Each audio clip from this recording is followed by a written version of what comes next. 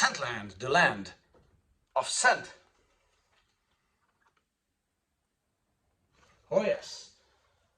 Hello and welcome, it's Chris back with yet another kind of short, ad hoc, but still hopefully very passionate fragrance review as usual.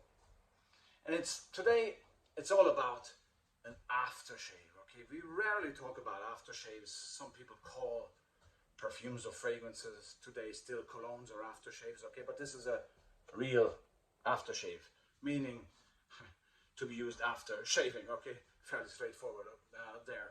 And it's from the Precious brand, and I should really say Precious brand, Denim, Italian brand, okay? It's still made in Italy today. So I think it's actually owned by a Swiss company at this point.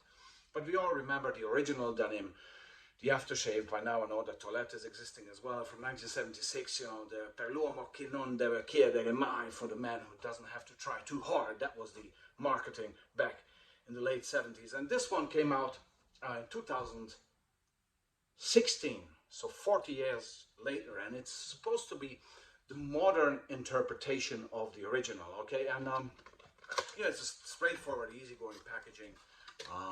And the fragrance is called Denim Azure, or Azzurro, as the Italians would say, okay?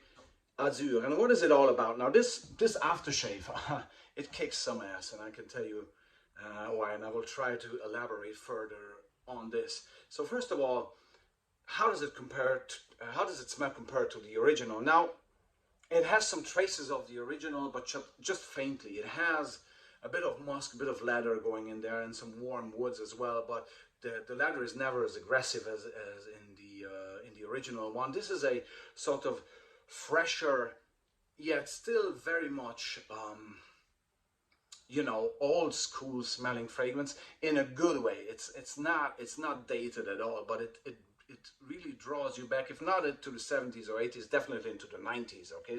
To me, it's like an early 90s smell. Fragrances like Boss Spirit from the late 80s come to my mind, for example, or Salvador Dali from 1992, stuff like that, okay? And why? Because it really smells like the color. It has this very bright, uplifting, almost sunshiny, aromatic, woody, green smell. How does it achieve that? First of all, it's green. It's green and warm. There's no amber in this. I would have bet that there is some amber. There's no amber in this, but there's tremendous amounts of freshness achieved by various green notes.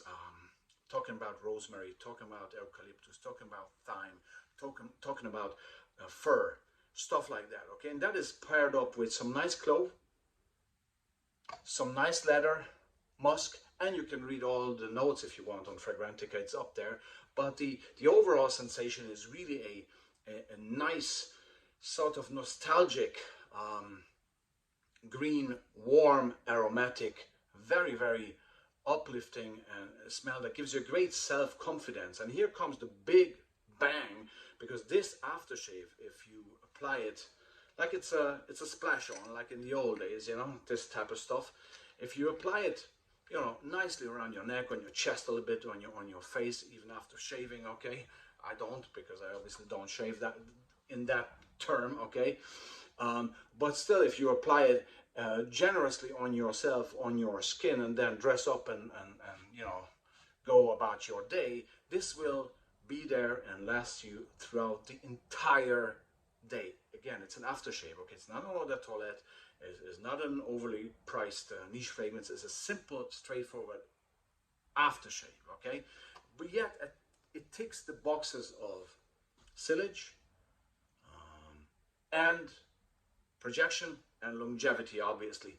It really, really shines throughout the entire day and gives you this whiffs of sophistication. You know, it really is a nice, warm, green, aromatic fragrance with just enough greenness, just enough leather and freshness to boost your very spirits, okay? So this is why I love this as a go-to fragrance. Just pick it up, splash it on in the morning. If you don't want to have anything fancy, or you just want to have something that smells nice and boosts your spirits, give you confidence, and wraps you in this warm glove of Italian sophistication. It smells Italian, but somehow to me it has this American Italian touch to it. Don't ask me why. It has some cosmopolitan, big city feel about it, maybe like a city park or something. It really smells urban to a certain degree, like a park in like Central Park in New York. Okay, because it really gives you this this great experience of being energized by a simple fragrance. This is simple, yet at the same time it's very complex as well, because you read all the notes, you will see all the notes. It consists of many notes, much like the fragrances of the late 80s, early 90s that I was referring to. Okay, so many people look for something, you know, to replace the good old Boss Spirit, for example, which was a fantastic sunshiny fragrance, like Sunshine Bottled. This could live up to that. This is close to that. This is what I could call 80s sunshine in a city park type of scenario. Okay, I really love this to bits, and it's tremendously affordable. It's available everywhere, and it's just great value for your hard-earned money. So Denim Azure, absolutely thumbs up, and you know, try it and love it.